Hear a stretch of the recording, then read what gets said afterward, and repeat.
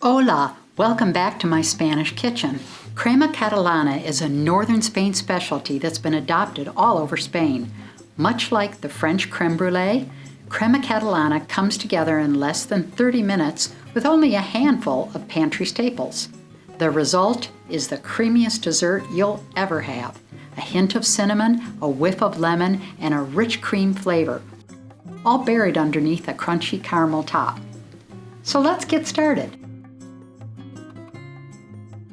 We'll be using 4 cups of whole milk, 3/4 of a cup of sugar, a 1/4 cup of cornstarch plus 1 tablespoon, 8 egg yolks, some lemon peel, and cinnamon. That's it.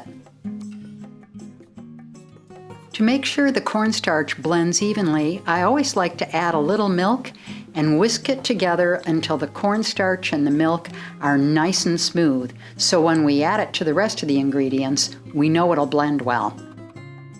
Pour the rest of the milk right into a pan set on a medium temperature because we want it to infuse all those wonderful flavors of the cinnamon stick and the lemon peel for about 10 minutes.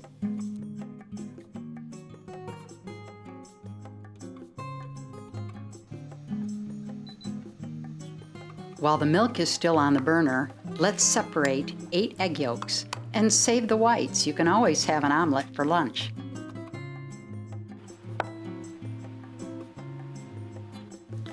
Now grab a whisk and mix the 8 egg yolks with the 3/4 cups of sugar.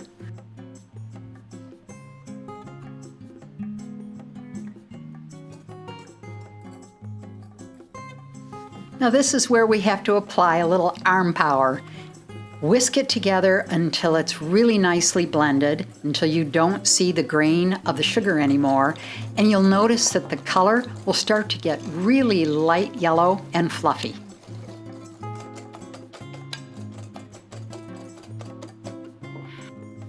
Now we're ready to add the cornstarch and the milk, and just blend it until it's well incorporated.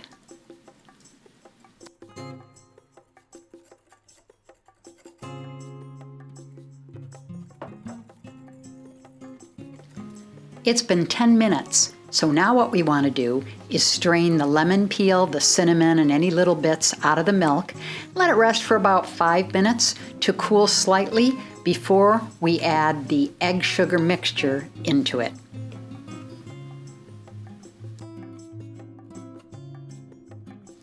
Now give it a quick stir just to blend everything together before returning it all to the pan. And I always like to strain it a second time just to make sure everything's going to be nice and creamy and smooth. Here's a magic trick I learned from Chef José Andrés. Using my flamethrower, I eliminate all the bubbles in the foam from the crema before I start to cook it. Once it's back over a medium heat, don't stop stirring for a minute. Just stay there, be patient, stir away, and it will come together pretty quickly. As soon as you see it start to bubble, remove it from the heat immediately, but keep stirring.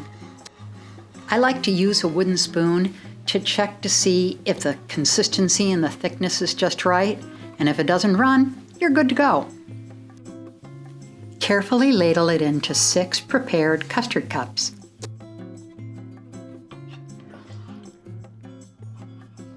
And we're going to let it rest and cool for about 10 minutes before we wrap it with plastic wrap.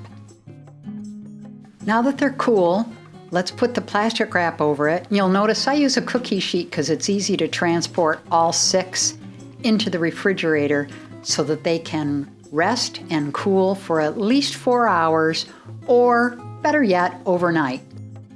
Just before you're ready to serve it, and to me this part is the most fun, put a thin layer of sugar over the top, grab a flamethrower, and start to caramelize the top. Be careful, don't let the flame get too close. You don't want to burn the sugar.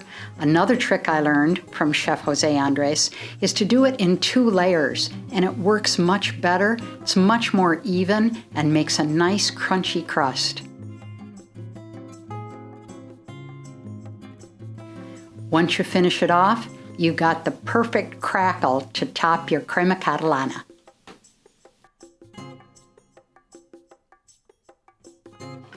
Oh boy, so good. It's creamy. I love the flavor. There's a hint of lemon, hint of cinnamon, but not much. And this crispy part, yum.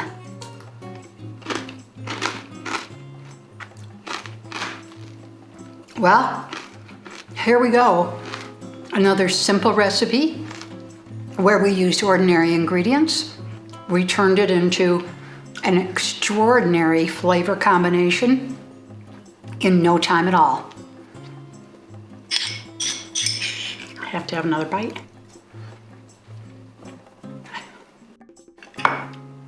Thanks for joining me. See you soon. Now that you've enjoyed this dessert, click on this playlist to learn how to make more extraordinary treats from Spain.